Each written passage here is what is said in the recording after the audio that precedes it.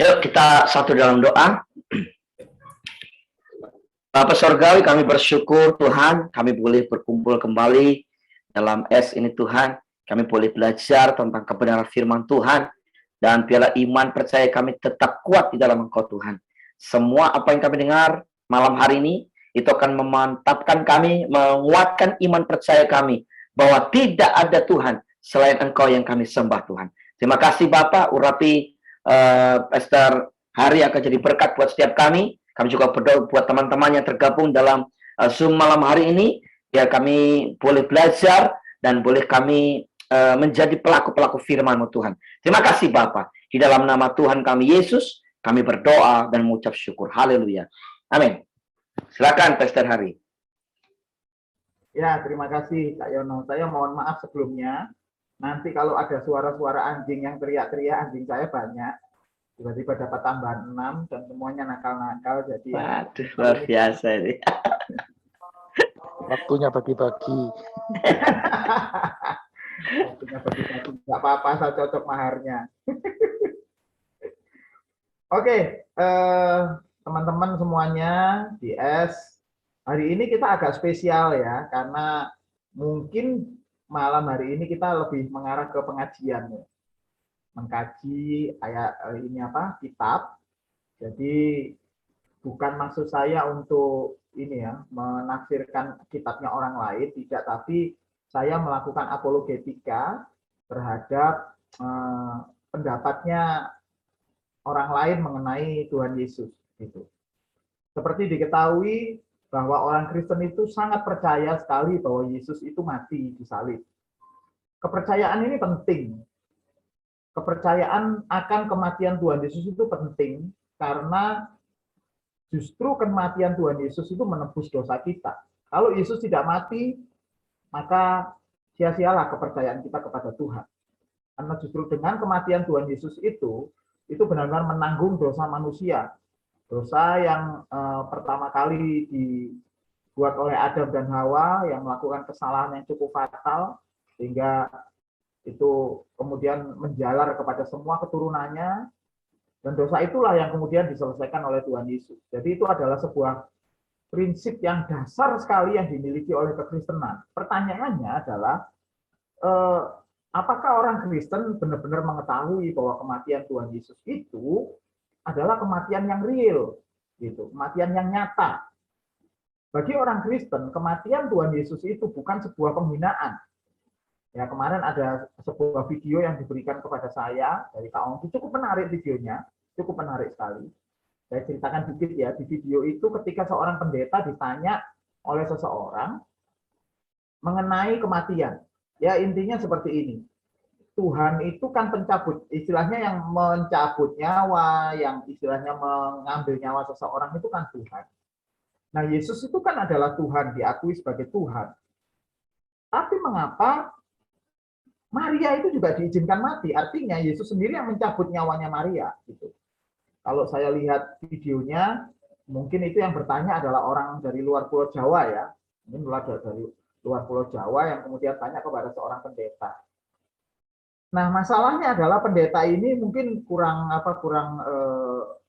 mengerti konsep kematian di dalam kekristenan. Di dalam kekristenan, kematian itu bukan sebuah akhir dari segala-galanya. Bagi kita, kematian itu justru adalah awal kita bisa bertemu dengan Tuhan Yesus. Awal kita kembali pulang. Justru itu adalah ke rumah tanah air kita. Itu bukan sebuah hal yang yang menakutkan bagi orang Kristen. Kalau ada orang Kristen masih takut mati, itu justru yang jadi pertanyaan. Gitu. Kekristenan itu harusnya tidak takut meninggalkan dunia ini, karena memang itu yang harus kita alami semuanya. Dan kekristenan sudah di-prepare, sudah disiapkan sebelumnya bahwa kematian itu tidak perlu kita takuti, karena kematian itu kita justru pulang ke tanah air kita. Bagi Tuhan Yesus, kematian pun sama. Kematian yang dialami oleh Tuhan Yesus itu adalah sebuah perjalanan kebenaran iman yang luar biasa, karena dengan matinya Tuhan Yesus di atas kayu salib, maka dosa-dosa kita sudah selesai, sudah ditanggung. Dan Tuhan Yesus sudah nyata-nyata dibangkitkan pada hari yang ketiga dan naik ke surga. Dan begitulah nanti orang Kristen, orang percaya. Kita mati, Tapi nanti pada saat bunyi sangkakala, kita akan dibangkitkan oleh Tuhan. Tuhan akan memberikan tubuh baru, dan kemudian kita akan diangkat tentunya ke rumah Bapa, ke tempat yang Tuhan sudah siapkan sebelumnya. Itu konsep kematian ya di dalam prinsip Tuhan Yesus. Jadi sebenarnya pada saat itu harusnya hamba Tuhan ini bilang, harusnya ya. Tapi sayang waktu itu karena salah jelasin, jadi akhirnya muter-muter, pendetanya kesannya jadi kayak nggak bisa jawab. Gitu. Bagi orang Kristen, harusnya dia bisa jawab ke sini. Kematian, termasuk kematian Bunda Maria, itu bukan sebuah hal yang yang menakutkan atau sebuah hal yang dianggap sebagai malapetaka. Enggak, justru kematian itu adalah sebuah cara untuk kita bertemu dengan Tuhan. Kita sudah selesai tugas kita di bumi ini selesai. Nah, kemudian pasti akan ada pertanyaan lanjutan. Nah, kalau gitu kita bunuh diri saja, semuanya sama-sama, itu justru malah salah. Memang kematian itu menjadi sesuatu sukacita, tetapi ketika Tuhan mengizinkan kita masih ada di dunia ini, sebenarnya kita sedang disemai oleh Tuhan. Istilahnya disemai, dipersiapkan oleh Tuhan untuk benar-benar memiliki kualitas kehidupan, kualitas roh orang-orang yang benar-benar nanti serupa dengan Tuhan Yesus Kristus. Jadi ketika kita masih ada di jalur kehidupan sampai sekarang ini, itu sebenarnya apa sih? Sebenarnya Tuhan memberikan kesempatan kepada kita semuanya untuk dandani manusia batin kita. Kesempatan ini kita pakai untuk dandani, bukan untuk untuk trial agama, enggak, tapi untuk dandani manusia batinnya kita. Kira-kira seperti itu ya pandangan, selintas pandangan mengenai kematian di dalam kekristenan. Nah, ini menjadi penting di materi kita pada hari ini, karena agama yang Semitik atau agama yang berasal dari timur tidak semuanya sepakat dengan kematian Yesus. Agama Yahudi sendiri memandang Mesias itu bahkan tidak perlu mati, itu dia akan sampai pada hari tuanya, gitu. Demikian juga dengan Islam memandang. Islam memandang itu namanya juga seorang nabi, tidak mungkin mati dalam keadaan yang terkutuk. Apalagi ini Isa, unik. Isa itu adalah nabi ke-24 yang dipercaya belum mati sampai sekarang ini. Begitu. Oke, mari kita lihat sedikit demi sedikit ayat-ayat atau penjelasan yang mengarah ke hal-hal seperti ini ya.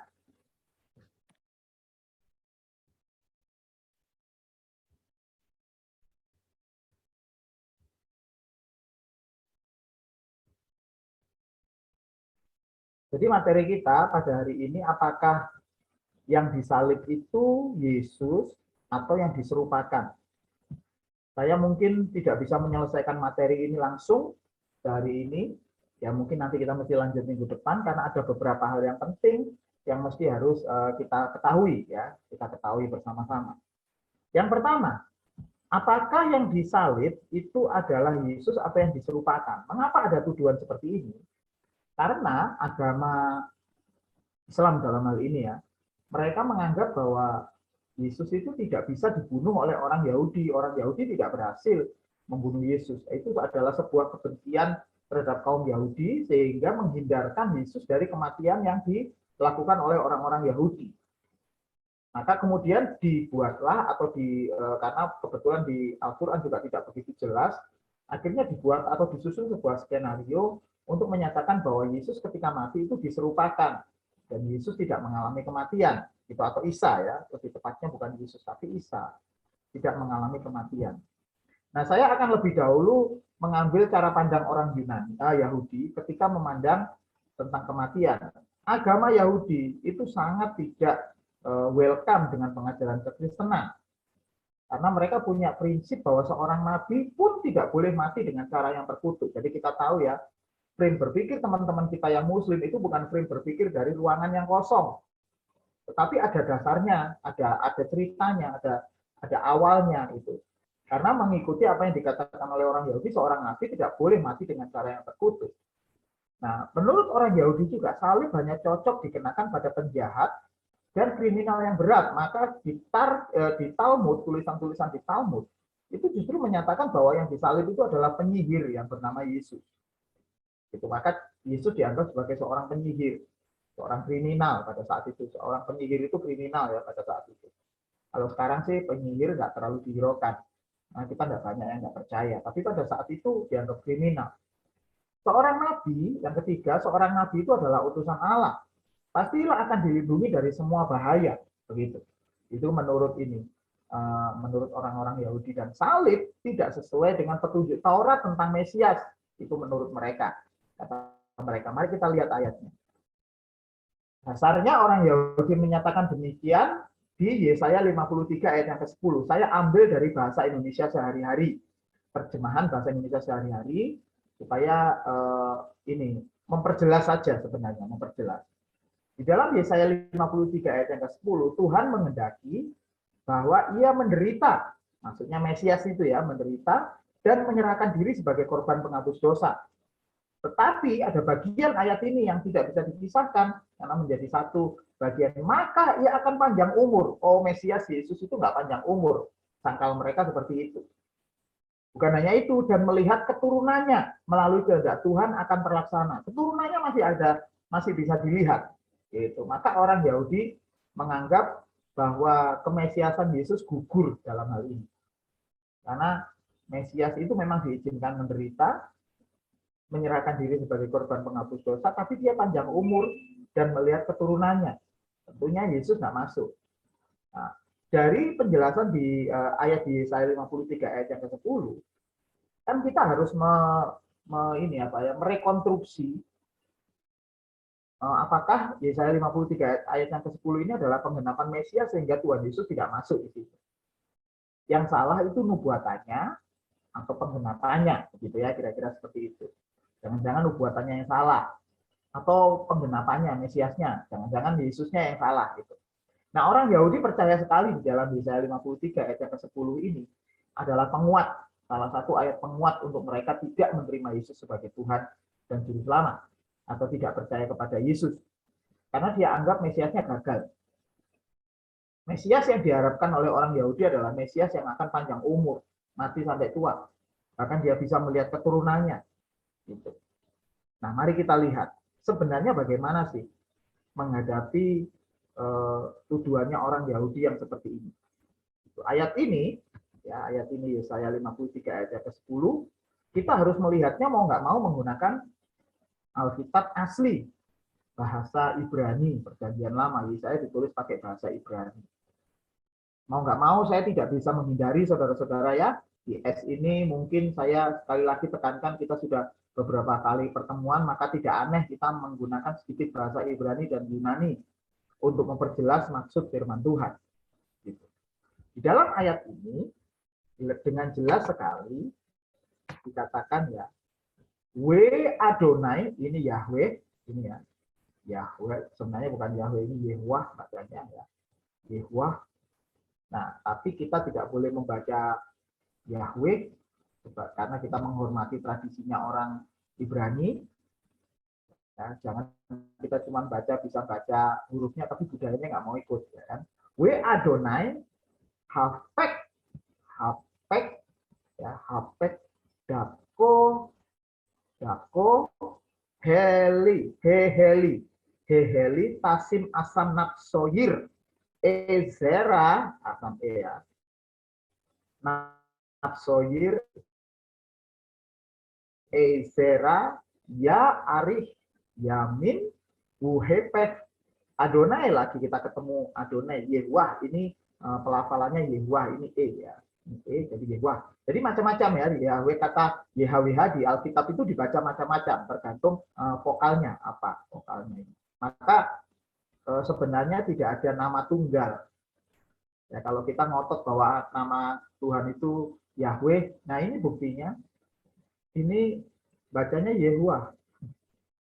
Yang mana yang benar? Kalau nama kan seharusnya nggak boleh ganti-ganti. Itu maka saya tegaskan sekali lagi ya, penggunaan nama Yahweh itu sebutan, bukan nama. Jadi sebutan bahwa Allah Israel itu Yahweh. Maka kita tidak boleh menjadi pengagum Yahweh. Karena namanya bisa beda-beda. Oke ya, lanjut ya. Yahweh atau Adonai, Bu Yado Yiklah. Artinya, tetapi Tuhan berkehendak meremukkan dia dengan kesakitan apabila menyerahkan dirinya sebagai korban penebus salah. Korban penebus salah, Asam. Dia akan melihat keturunannya, umurnya akan lanjut dan kehendak Tuhan akan terlaksana. Nah, sama, hampir sama ini, kan sama. Nah, coba, mari kita lihat sekali lagi dengan teliti kata menyerahkan dirinya sebagai korban penebus salah, sebagai korban penebus salah atau asyam. Asyam yang saya kasih garis hijau ini.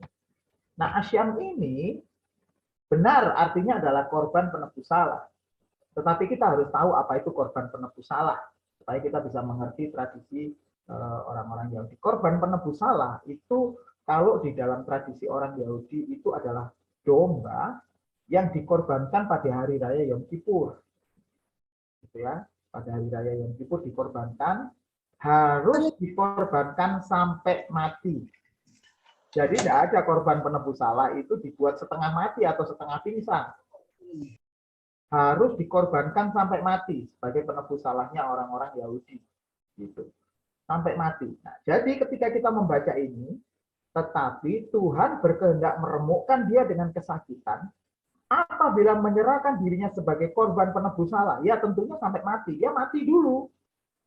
Nah, baru kemudian kita baca, ia akan melihat keturunannya. Umurnya akan lanjut, maksudnya umurnya akan lanjut itu dia akan selama-lamanya. Gitu. Bukan lanjut itu nanti mati tua, karena nggak ada penjelasan kematian di sini. Ya. Kematian sudah dijelaskan di depan menjadi korban penebus salah. Umurnya akan lanjut dan kehendak Tuhan akan terlaksana. Nah, kita jadi tahu sekarang. Rupanya arti korban penebus salah, penghapus salah atau penghapus dosa itu adalah korban penghapus dosa yang berarti domba atau orang yang menebus tadi Mesias itu harus mati dulu. Apakah ada manusia bisa mati kemudian berumur panjang? Ya tidak ada. Hanya Yesus Kristuslah yang mati, bangkit, dan hidup seterusnya. Nah ini, keren ya.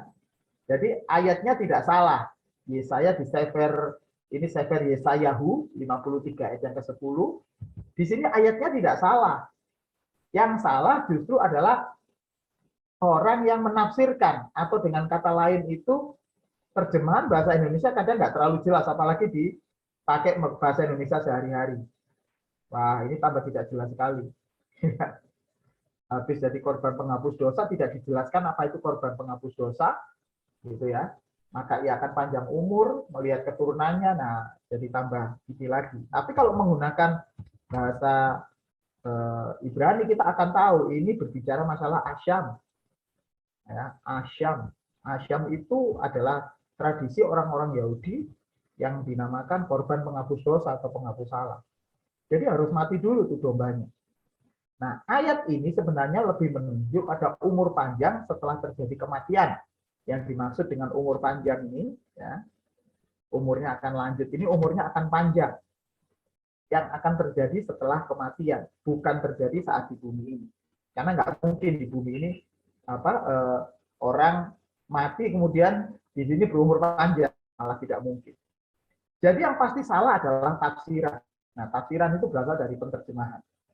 Sehingga kita sebagai orang Kristen, orang yang percaya, jangan serta-merta ya, jangan serta-merta asal menerima argumen-argumen orang-orang Yahudi yang berasal dari Yesaya 53 tadi. Oh, ini nggak benar nih, jangan.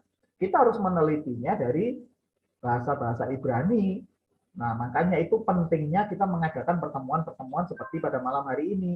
Supaya kita tidak memiliki cara pikir yang keliru, cara pikir yang salah, atau meragukan kematian Tuhan Yesus Kristus, atau meragukan kemesiasan Yesus.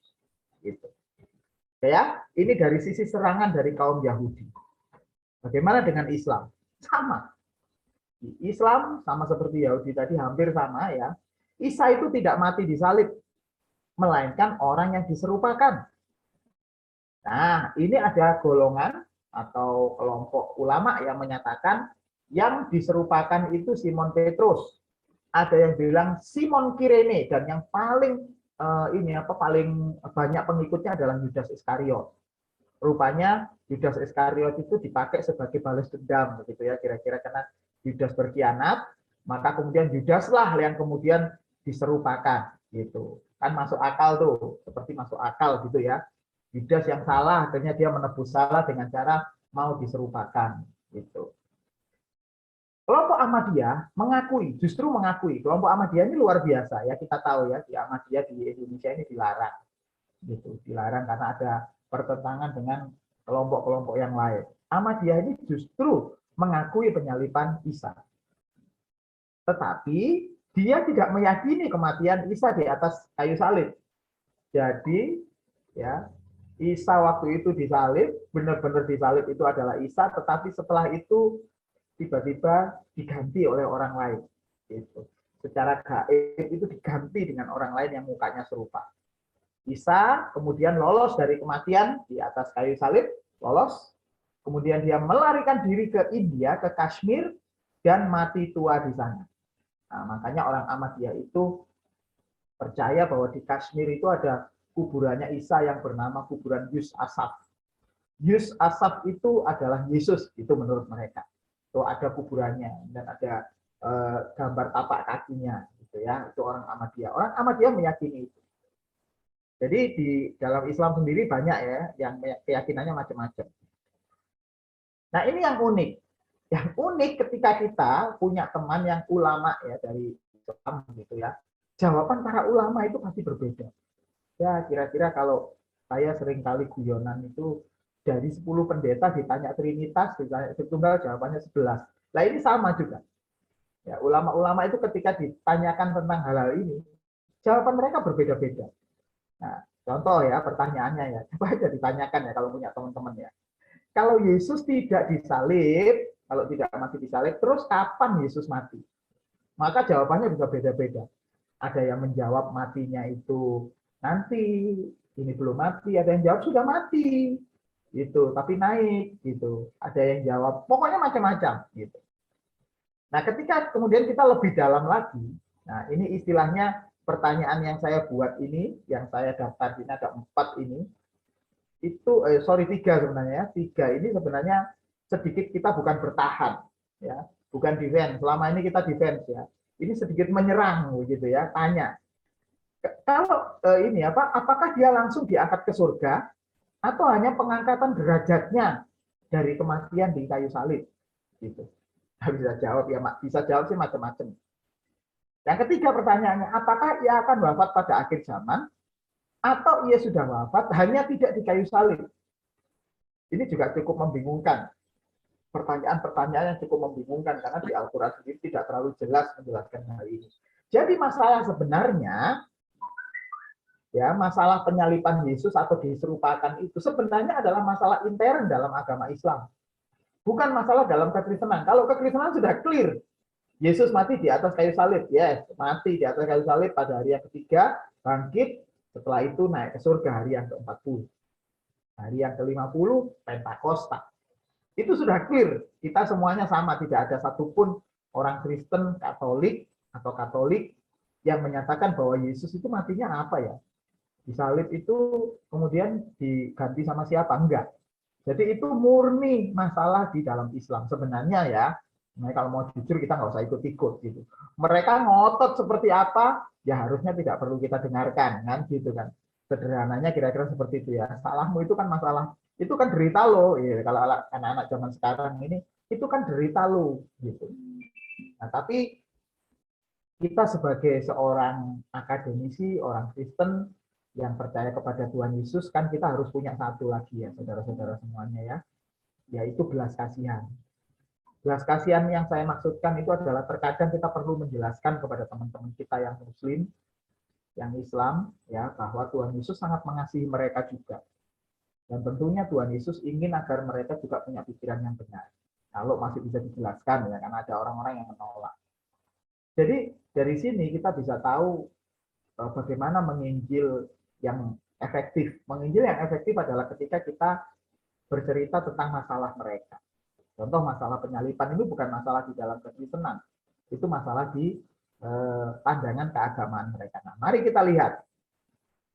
Kita lihat sedikit demi sedikit. Ayat yang paling sering dipakai itu adalah An-Nisa 157 sama 159. Nah, An-Nisa 157 dulu, yang paling jelas. Wa qaulihim inna qatalna Masiha Isa ibnu Maryam Rasulullah. Wa ma qatalahu wa ma salabuhu walakin subihalahum wa inna lazakina katalafu fihi lafi syakin min malahum bihi min ilmin ilat tiba azani wa makataluhu yakina. Artinya, dan karena mereka berkata, sesungguhnya kami telah membunuh Isa Al-Masih. Ini orang Yahudi ya yang bilang. Isa putra Maryam, Rasulullah. Nah, kemudian bantahannya di Islam, padahal mereka tidak membunuhnya dan tidak pula menyalibnya. Tetapi yang mereka bunuh ialah orang yang diserupakan dengan Isa. Ya, diserupakan dengan Isa bagi mereka. Sesungguhnya orang-orang yang berselisih paham tentang pembunuhan Isa benar-benar dalam keraguan-raguan tentang yang dibunuh itu. Mereka tidak mempunyai keyakinan tentang siapa yang dibunuh itu, kecuali mengikuti persangkaan belaka. Mereka tidak pula yakina ya bahwa yang mereka bunuh itu adalah Isa.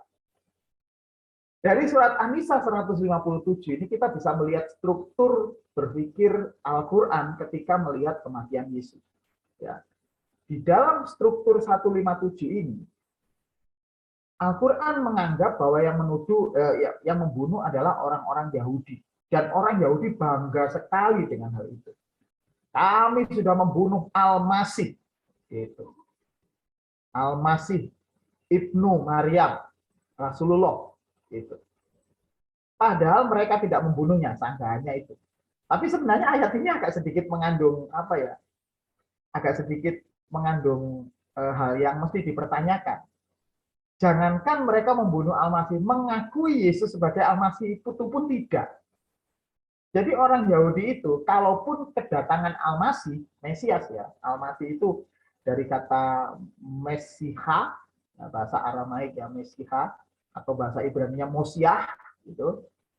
Nah, diterjemahkan dalam bahasa Arab, ha dalam bahasa Aramaik itu kemudian menjadi artikel atau menjadi artikel yang ada di depan al atau sama dengan de, gitu ya. Al-Masih itu sama dengan bahasa Yunani-nya Kristus, itu sendiri aja tidak diakui oleh orang Yahudi. Apalagi di kitab ini ditulis bahwa kami orang Yahudi itu dengan bangganya berkata membunuh Isa Al-Masih. Membunuh Al-Masih, putra Maryam, Rasulullah. Bagaimana mungkin mereka yang berharap sekali Mesias itu datang, tetapi mereka justru membunuh Mesias itu sendiri. Nah, itu. Jadi agak unik ya. Ini istilahnya seolah-olah hanya menerka saja bahwa orang Yahudi pada saat itu sudah membunuh Mesias. Tapi oke lah, nah, jadi masalah. Mungkin ini cara pandang Islam ketika memandang Yesus tetap sebagai Al-Masih, sebagai Mesias. Ya, ini jelas sekali penegasan bahwa Yesus itu adalah Al-Masih. Padahal mereka tidak membunuhnya dan tidak pula menyalibnya. Itu disangkal oleh Al-Quran. Kitab yang keluar 600 tahun kemudian setelah Alkitab itu muncul, menyanggah ya bahwa Isa itu tidak disalib. Tetapi yang mereka bunuh adalah orang yang diserupakan dengan Isa bagi mereka. Yang mereka bunuh itu ternyata bukan saja dari sini, banyak cerita berkembang macam-macam. Ada yang kelompok Ahmadiyah tadi, ya, Isa dinaikkan dulu di atas kayu salib, lantas tiba-tiba diganti mukanya dengan muka orang lain, gitu. Sehingga Isa selamat, akhirnya pergi ke India. Ada juga yang berkata seperti ini. Pada saat itu mereka berkumpul di Yerusalem itu mereka berkumpul, kemudian Isa menawarkan, ayo, itu aku mau ditangkap. Siapa yang bersedia menggantikan aku, maka aku akan memberikan surga kepadanya. Maka banyak yang angkat tangan. Saya kepingin masuk surga. Saya. Kemudian Isa konon ceritanya tanya lagi. Siapa yang mau menggantikan aku? Lama-lama tambah sedikit, akhirnya satu orang dipilih. Oh ya, kamu aja. Itu akhirnya ada seorang anak muda, di situ dikatakan yang paling muda. Ya kalau menurut tradisinya gereja yang paling muda ya Yohanes gitu ya. Itu dikatakan yang paling muda, tapi tidak dijelaskan namanya siapa, bersedia. Setelah itu Isa pada saat itu diloloskan dari penangkapan lewat jendela. Secara gaib lewat jendela ketika tentara-tentara Yahudi itu masuk, kemudian menangkap orang yang sama tadi itu, ya sudah itu yang disalibkan. Dia dengan bangganya mau ikut disalib karena nanti dapat surga. Itu kira-kira itu iming-imingnya seperti itu ya. Ada juga yang berpandangan ketika masuk di kamar, ketika masuk di ruangan itu prajurit-prajurit itu bingung. Karena apa? Karena semua orang mukanya sama semuanya. Gitu. Itu cerita-cerita yang berkembang ya tentang bagaimana diserupakan. Nah, sekarang saya ajak adik-adik semuanya ya. Karena ini sebentar saya lihat. Ini usianya di bawah saya semua atau ada yang sama? Oh, di bawah saya semuanya. Ya, kita akan mulai melihat sekarang ini tinjauan dari hermeneutik. Kita mulai masuk kritik teks Al-Quran. Ini keren. Karena selama ini kita belajar kritik teks Alkitab menggunakan bahasa Ibrani, Yunani. Sekarang kita kritik teks Al-Quran. Nah, biasanya ini orang Islam marah-marah kalau udah dikritik teks. Al-Quran nggak boleh dikritik. Maksudnya kritik itu kita melihat, bukan mengkritik itu nyari kesalahan. Tidak. Tapi kita melihat aslinya, tulisan aslinya. Gitu ya. Kita melihat apa yang sebenarnya tertulis. Kita akan belajar lebih dahulu tafsir gramatikal. Gramatikal secara jujur, kita tidak menggunakan pandangan-pandangan manapun, tapi kita melihat tafsir gramatikal. Ada kata kerja syubiha, yang artinya diserupakan. Kembali lagi ya, syubiha. Talabuhu syubiha. Wafin syubiha lahum. Ya. Nah, kata ini, ya, kata syubiha ini adalah kata kerja pasif, pasif ya, diserupakan. Jadi bukan orangnya yang mengerjakan, tapi ada yang mengerjakan, diserupakan. Yang di dalam struktur bahasa Arab, ya, bahasa hijaiyah, huruf hijaiyah, ya kalau sedikit belajar bahasa Arab itu adalah fiil. Fiil itu kata kerja. Fiil mabni, ya, fiil mabni lil majhul, yang artinya adalah kata kerja tanpa perlu penjelasan siapa subjeknya. Jadi adalah kata kerja yang tidak memerlukan subjek. Di dalam struktur bahasa Ibrani, bahasa Yunani pun ada seperti itu. Ya, bahasa-bahasa dari Timur Tengah itu rata-rata seperti itu, ada susunannya, begitu ya. Jadi ini tidak memerlukan penjelasan siapa subjeknya. Berarti tanpa menjelaskan apa dan siapakah yang disamarkan itu. Tidak jelas ya, apa dan siapa yang disamarkan itu. Tetapi mari kita lihat kata selanjutnya. Syubihalahum.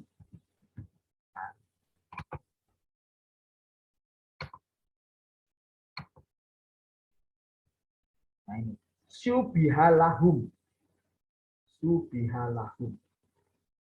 Syubihalahum itu, ya, kata lahumnya sendiri, artinya diserupakan bagi mereka.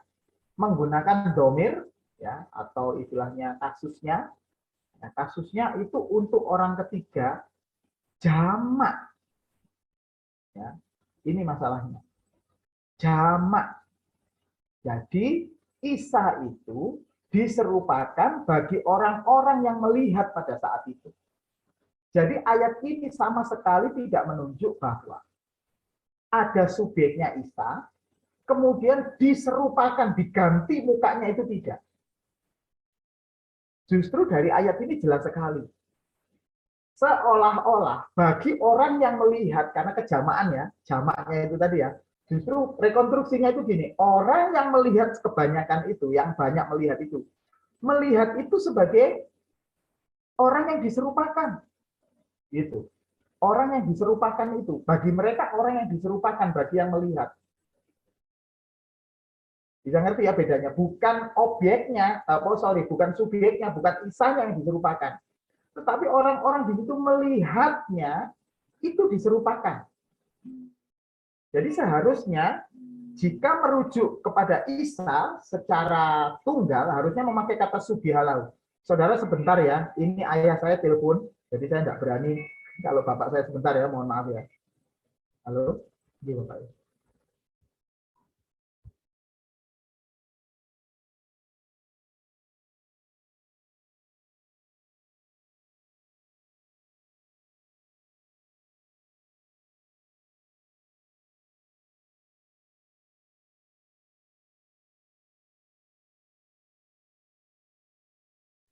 Ya, maaf ya saudara, ini saya telepon, saya nggak ngangkat karena bapak, gitu ya.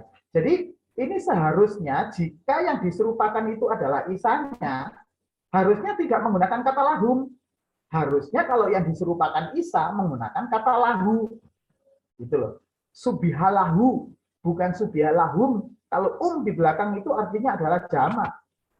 Nah, dari sini kita tahu bahwa sebenarnya ayat ini sama sekali tidak merujuk kepada Yesus yang diganti oleh orang yang lain, sama sekali tidak. Tetapi orang-orang yang melihat pada saat itu, ya orang-orang yang melihat pada saat itu, seolah-olah itu melihat bukan Yesus. Malah seperti itu, malah diserupakan gitu. Jadi ayat ini sebenarnya yang saya bilang tadi di atas itu tadi, ayat ini tidak terlalu jelas sebenarnya menjelaskan ini apakah sebenarnya itu Yesus Isa yang digantikan. Karena kalau itu pasti tidak. Dan kalau kita ngotot seperti itu, maka yang dipertanyakan ini lahumnya ini. Kenapa dia pakai kata lahum? Ingat ya, Al-Quran itu tidak boleh diubah-ubah. Maka mereka tidak berani mengubah Al-Qurannya, yang mereka rubah tafsirnya pada akhirnya. Itu harusnya kalau itu yang diserupakan, ya yang diserupakan itu adalah Isanya menggunakan kata lahu, itu merujuk kepada personal tunggal. Nah, kenapa menggunakan lahum itu jamak loh? Itu bagaimana? Nah, itu susah dimengerti. Maka kemudian tafsirnya mulai muncul macam-macam. Maka tidak heran kemudian muncul tafsir yang bermacam-macam. Gitu ya. Nah, kemudian ada teori penggantian.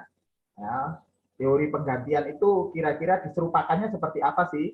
Ada diserupakan dengan wajah Isa. Kemudian dia disalib dan menggantikan Isa. Jadi seperti yang saya cerita tadi ya di ruangan. Beberapa buku tafsir menyatakan itu Simon dari Kirene, dan bisa jadi juga Simon Petrus. Tapi yang paling populer adalah Yudas Iskariot. Bahkan menurut seorang ahli tafsir yang bernama At-Tabari, itu Yudas Iskariot. Dan ini paling banyak pengikutnya yang muncul. Bagaimana dengan tafsir Ibnu Katsir yang merupakan memiliki sanad yang sahih, ya, sampai kepada keturunan Ibnu Abbas. Ya, ini ulama-ulama yang sangat otoritatif ya di Islam. Ya. Jadi tafsirnya itu bunyinya seperti ini. Ketika Allah hendak mengangkat Isa ke langit, beliau menemui para muridnya, dan ketika itu di rumah itu ada 12 lelaki Hawariyin. Hawariyin itu maksudnya murid-murid. Kemudian Isa mengatakan, siapakah di antara kalian yang wajahnya digantikan seperti wajahku? Dia akan dibunuh menggantikan aku, tetapi dia akan mendapatkan surga yang derajatnya sama dengan aku. Lalu berdirilah seorang pemuda yang paling muda usianya. Saya, duduk, kata Isa. Nabi Isa mengulangi tawarannya, dan pemuda itu angkat tangan dan menyatakan saya. Nabi Isa tetap menyuruhnya duduk, hingga berlangsung sampai 3 kali. Dan yang kali ketiga, pemuda ini angkat tangan, lalu menyatakan, baik kamu orangnya. Lalu Isa lalu dia diserupakan dengan Isa, maksudnya diganti wajahnya begitu, dan Isa diangkat melalui lubang angin yang ada di atap menuju ke langit. Kemudian datanglah orang Yahudi mencarinya, mereka langsung menangkap manusia yang mirip itu dan langsung membunuhnya, lalu mensalibnya. Gitu, tafsir Ibnu Katsir. Jadi menurut Ibnu Katsir ini ada penyalipan, tapi bukan Isa. Yang disalib adalah orang yang lain. Caranya itu tadi, ya kita melihat dari tulisan dari Ibnu Katsir ini, ya tafsir Ibnu Katsir ini menyatakan bahwa ya itu ditawarkan kepada pemuda ini. Nah, Isanya tidak jadi disalib, Isanya tidak mati. Nah, gitu ya kira-kira ya. Ini konstruksi ceritanya seperti itu. Jadi kalau dari sini kita bisa melihat teman-teman yang Muslim, ya teman-teman kita yang Muslim itu sangat menghindari Isa yang disalib. Mereka tidak mau melihat Isa itu disalib. Yang pertama, karena mereka menganggap seorang nabi tidak pantas. Tapi yang kedua, yang paling penting, kalau penyaliban itu benar-benar terjadi, maka mau tidak mau Islam harus mempercayai penebusan dosa. Karena penyaliban itu sendiri sebenarnya di dalam pandangan Kristen itu adalah pandangan penebusan dosa. Maka untuk menghindari hal itu, mereka seolah-olah membuat cerita bahwa tidak terjadi penyaliban. Gitu. Nah, dengan cara itulah kemudian Islam sampai sekarang pun tidak percaya kepada penebusan dosa. Bagi mereka ya dosa itu adalah tanggungan sendiri-sendiri, bukan tanggungannya orang lain begitu. Itu gitu ya. Konstruksi Al-Quran itu kira-kira seperti itu membacanya. Lanjut. Ada yang penting lagi. Nah, terus bagaimana matinya? Itu dilanjutkan di An-Nisa 158. Ini An-Nisa 158. Barafahullahu ilaihi wa kana lahu asisan hakimah. Artinya adalah tetapi yang sebenarnya Allah telah mengangkat Isa kepadanya.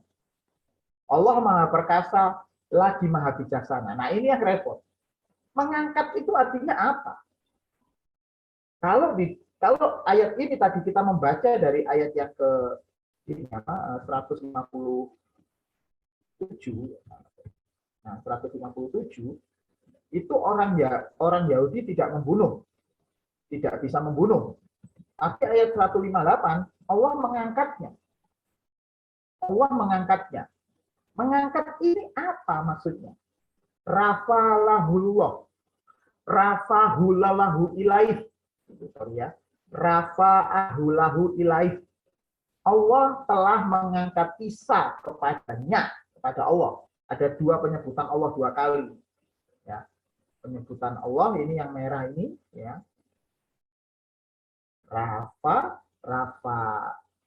Rafa Allahu ilaih. Ini apa? Ini di bawah berarti ilahi, bacanya ilaih. Jadi Allah telah mengangkat Isa kepadanya. Maksudnya mengangkat Isa kepadanya itu yang bagaimana? Nah, kita akan bisa lihat di ayat 159 jawabannya. An-Nisa 159. Nah, ini keren. Wa immin ahlul kitabi ilayahu minan nabihi qabla mautih. Ya. Wa yaumal kiamati yakunu ilahim sahida. Tidak ada seorang pun dari ahli kitab kecuali akan beriman kepadanya Isa.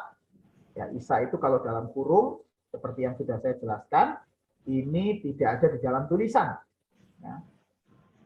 Wa im min ahlul kitab, tidak ada seorang pun dari ahlul kitab ya illa lahu minan nabihi qabla mautih, kecuali akan beriman kepadanya sebelum kematiannya.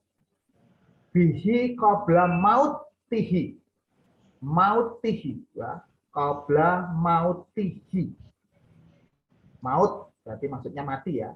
Tidak ada seorang pun lalu kita kecuali akan beriman kepadanya sebelum kematiannya. Dan di hari kiamat nanti Isa itu akan menjadi saksi terhadap mereka. Nah, domir kata sebelum kematiannya, ada katanya di sini ya. Domirnya atau kasusnya adalah menggunakan kata ganti orang ketiga tunggal. Tafsir-tafsir yang ada sekarang menganggap ini kan tidak jelas nih. Sebenarnya udah jelas sih, kalau saya udah jelas. Tapi karena harus menyanggah kematian Yesus di atas kayu salib atau menyanggah bahwa Yesus mati, maka yang dinyatakan ini tidak ada seorang pun dari ahli kitab kecuali akan beriman kepadanya sebelum kematiannya. Jadi seolah-olah tidak ada seorang pun dari ahli kitab yang tidak akan beriman nanti kepada Isa sampai dengan hari kematiannya. Kalau tidak ada seorang pun dari ahli kitab, itu kan orangnya banyak. Ahli kitab itu banyak, tidak mungkin satu, penyebutannya itu pasti banyak. Tetapi katanya di sini ya, qabla mautihi ya, qabla mautihi itu menggunakan domir kata ganti orang ketiga tunggal. Sayangnya tafsir-tafsir itu seolah memaksakan ini sebagai jamak. Maka dia merujuknya kepada ahlul kitab. Jadi ayat ini kepada ahli kitab. Ahli kitab itu nanti akan beriman kepada Isa sampai sebelum kematiannya. Maka kemudian disusunlah rekonstruksi. Maka nanti Isa itu akan mati pada saat setelah turun ke bumi, setelah turun ke bumi perang melawan Dajjal begitu ya. Nah, kemudian sampai kematiannya dia diangkat oleh Allah. Gitu. Dan di situ nanti ahlul kitab itu percaya, beriman kepadanya. Itu kira-kira seperti itu.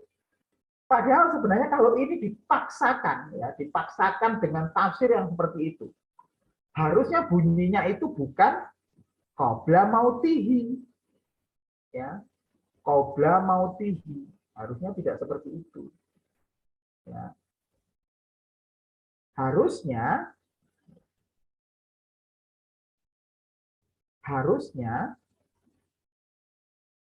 bentar ya. Ini harusnya adalah qabla maut ya, maut tihim. Nah, kalau orangnya jamak tihim atau tihum, sorry ya, bisa dibaca tahum, maut tihum atau maut tihim. Tuh. Harusnya kalau itu jamak, kalau itu ke ahlul kitab. Tapi bagaimanapun juga teks tulisannya adalah qabla mautihi yang menyatakan ini orang ketiga tunggal. Jadi sebenarnya siapa ini merujuk kepada siapa yang mati ini? Merujuk kepada Isa seharusnya. Tapi itu tadi, karena nggak mungkin mematikan Isa, maka kemudian disusunlah ya ini bukan Isa tapi ahlul kitab begitu ya. Nah, mari saya jelaskan penjelasannya. Dalam ayat ini dinyatakan matinya Isa akan membuat orang Yahudi, orang ahlul kitab akan beriman kepada kenabiannya. Padahal sampai sekarang pun orang Yahudi itu tidak beriman kepada Isa dan mungkin sampai nanti karena mereka tidak percaya. Para penafsir Islam Abi Hatim dan Juwariyah bin Bashir menyatakan kematian Isa nanti setelah turun dari langit dan menyelesaikan tugasnya sebagai hakim. Nah, ini yang sekarang ini banyak dipakai oleh orang-orang Kristen juga ya untuk menyatakan Isa belum mati. Nanti setelah turun dari langit ya kemudian berperang melawan Dajjal, kemudian mematahkan salib, membunuh babi itu, tapi Isa kemudian mati, tapi diangkat sama Allah. Tetapi sebaliknya Ibnu Abbas dan Ali bin Abi Talha menyatakan bahwa qabla mautihi adalah sebelum kematian ahli kitab, yaitu orang Nasrani dan Yahudi. Nah, ini tadi, jadi istilahnya dia nggak mau tahu sama tensis, nggak mau tahu sama domir. Pokoknya yang paling penting qabla mautihi itu pokoknya kepada ahlul kitab. Gitu. Pokoknya kepada ahlul kitab. Mau bunyinya seperti itu ya nggak mau tahu lah. Nah, jadi dari sini kita sendiri sudah bisa mengukur ya teman-teman semuanya, adik-adik semuanya. Sebenarnya Al-Quran sendiri secara ini tidak pernah menyatakan Isa tidak wafat, tidak mati. Al-Quran sendiri sebenarnya menyatakan dengan kuat. Nah, mari saya tunjukkan satu lagi sebuah ayat yang sangat menguatkan bahwa Isa itu sendiri mati. Ya, Isa sendiri adalah mati. Tetapi sayangnya ayat ini juga sama seperti nasibnya ayat-ayat yang lain, juga disangkal. Ya, di dalam Ali Imran 55 ini sangat terkenal sekali ya. Iskolahu ya Isa ini mutawafika warafi ukai ilaiha wa mutahid. Jadi perhatikan kata-kata mutawafika. Mutawafika itu artinya adalah hari kematian. Ya, maka ketika ayat ini diterjemahkan jadi bunyinya seperti ini. Ketika Allah berfirman, "Hai Isa, sesungguhnya aku akan menyampaikan kepadamu kepada akhir ajalmu." Itu yang terjemahan Depak ya, terjemahan Al-Qur'an dari Depak. Bisa akhir ajalmu atau kepada kematianmu, dan mengangkat kamu kepadaku serta membersihkan kamu dari orang-orang kafir dan menjadikan orang-orang yang mengikuti kamu di atas orang-orang kafir hingga hari kiamat. Kemudian hanya kepada akulah kembalimu. Lalu aku memutuskan di antaramu tentang hal-hal yang selalu kamu berselisih padanya. Jadi dari sini terjemahan kata Depak ini akhir ajalmu ini seolah-olah belum mati. Akhir dari ajalmu. Tapi bisa ditafsirkan mati juga. Tapi mengapa tidak menggunakan kata wafat? Padahal sebenarnya kata yang dipakai, kalau kita kritik teks ini atau melihat teksnya, kita akan melihat kata mutawafika. dari kata wafat, ya kita kan sudah tahu apa itu wafat. Mutawafika akan dimatikan, istilahnya kayak gitu ya, dimatikan kepada kematianmu, sampai kepada kematianmu. Itu sangat terkenal sekali.